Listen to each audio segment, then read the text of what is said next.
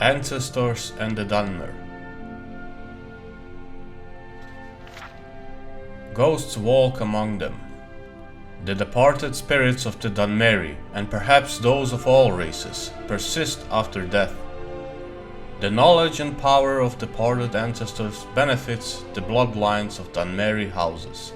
The bond between the living family members and immortal ancestors is partly blood, partly ritual, partly volitional. A member brought into the house through marriage binds himself through ritual and oath into the clan, and gains communication and benefits from the clan's ancestors.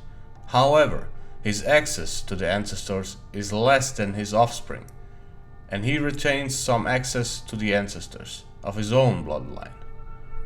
The family shrine.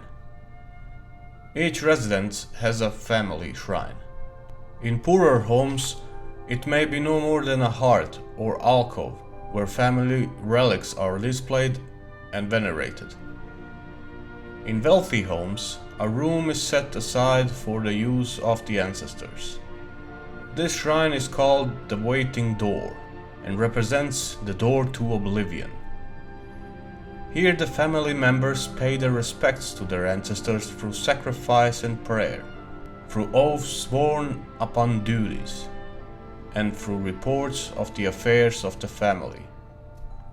In return, the family may receive information, training, and blessings from the family's ancestors. The ancestors are thus the protectors of the home, and especially the precincts of the Waiting Door. The Ghost Fence. It is a family's most solemn duty to make sure their ancestors' remains are interred properly in a city of the dead, such as Necrom. Here the spirits draw comfort from one another against the chill of the mortal world. However, as a sign of great honor and sacrifice, an ancestor may grant that part of his remains be retained to serve as a part of a ghost fence protecting the clan's shrine and family precincts. Such an arrangement is often part of the family member's will, that a knucklebone shall be saved out of his remains and incorporated with solemn magic and ceremony into a clan ghost fence. In more exceptional cases, an entire skeleton or even a preserved corpse may be bound into a ghost fence. These remains become a beacon and focus for ancestral spirits, and for the spirit of the remains in particular. The more remains used to make a ghost fence, the more powerful the fence is. And the most powerful mortals in life have the most powerful remains. The great ghost fence created by the tribunal to hold back the blight incorporates the bones of many heroes of the temple and of the houses Indoril and Redoran who dedicated their spirits to the temple and clan as their surrogate families. The ghost fence also contains bones taken from the catacombs of Necrom and the many battlefields of Morrowind. The mortal chill. Spirits do not like to visit the mortal world, and they do so only out of duty and obligation.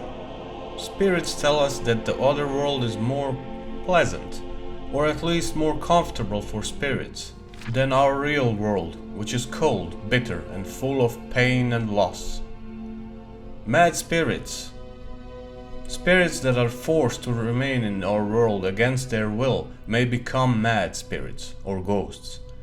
Some spirits are bound to this world because of some terrible circumstances of their death, or because of some powerful emotional bond to a person, place, or thing. They are called hauntings. Some spirits are captured and bound to enchanted items by wizards.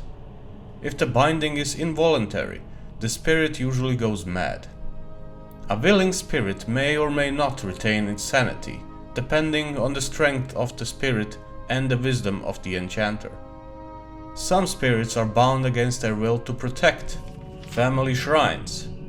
This unpleasant fate is reserved for those who have not served the family faithfully in life. Dutiful and honorable ancestor spirits often aid in the capture and binding of wayward spirits. These spirits usually go mad and make terrifying guardians. They are ritually prevented from harming mortals of their clans, but that does not necessarily discourage them from mischievous or peevish behavior. They are exceedingly dangerous for intruders. At the same time, if an intruder can penetrate the spirit's madness and play upon the spirit's resentment of his own clan, the angry spirit may be manipulated. Oblivion. The existence of oblivion is acknowledged by all Tamriel cultures, but there is little agreement on the nature of that other world, other than it is the place where the Aedra and Daedra live, and that communication and travel are possible between this world and oblivion through magic and ritual. The Dunmer do not emphasize the distinction between this world and oblivion as do the human cultures of Tamriel. They regard our world and the other world as a whole with many paths from one end to the other rather than two separate worlds of different natures with distinct borders. This philosophical viewpoint may account for the greater affinity of elves for magic and its practices.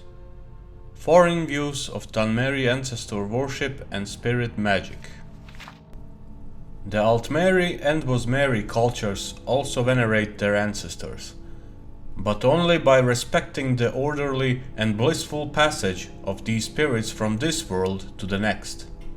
That is, Wood Elves and High Elves believe it is cruel and unnatural to encourage the spirits of the dead to linger in our world.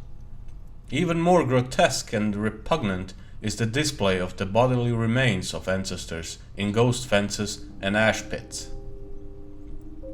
The presentation of finger bones in a family shrine, for example, is sacrilegious to the Bosmer, who eat their dead, and barbaric to the Altmer, who inter their dead. The human cultures of Tamriel are ignorant and fearful of Dark Elves and their culture, considering them to be inhumane and evil, like orcs and Argonians, but more sophisticated.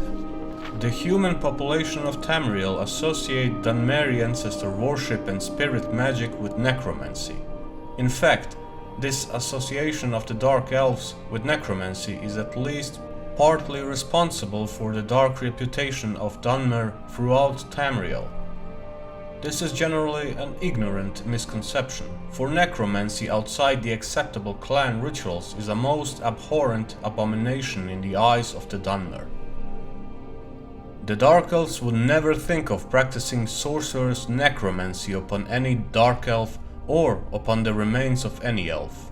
However, Dark Elves consider the human and orcish races to be little more than animals.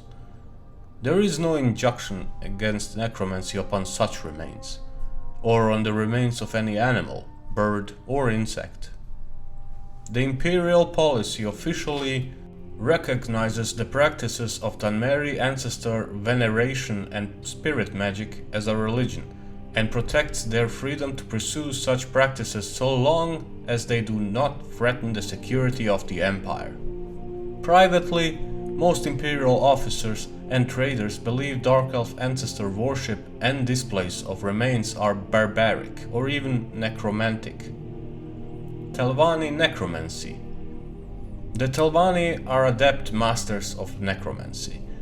They do not, however, practice necromancy upon the remains of Dark Elves. Saint Telvanni regards such practices with loathing and righteous anger. They do practice necromancy upon the remains of animals and upon the remains of humans, orcs and Argonians, who are technically no more than animals in Morrowind. Publisher's note: this book was written by an unknown scholar as a guide for foreign visitors to Morrowind, shortly after the armistice was signed. Many of these practices have since fallen into disfavor. The most obvious changes are those regarding the practice of necromancy and the Great Ghost Fence. Dunmer today regard necromancy upon any of the accepted races as an abomination. The Ghost Fence has forced many changes in the practice of ancestor worship. with the vast majority of ancestors' remains going to strengthen the great ghost fence around the mountain of Dagath-Ur. There are very few clan ghost fences in Morrowind. The temple discourages such practices among the houses as selfish.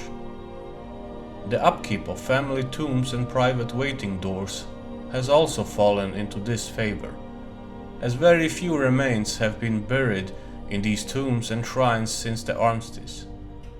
In recent years, the Dunmer venerate a small portion of their ancestors' remains kept at a local temple.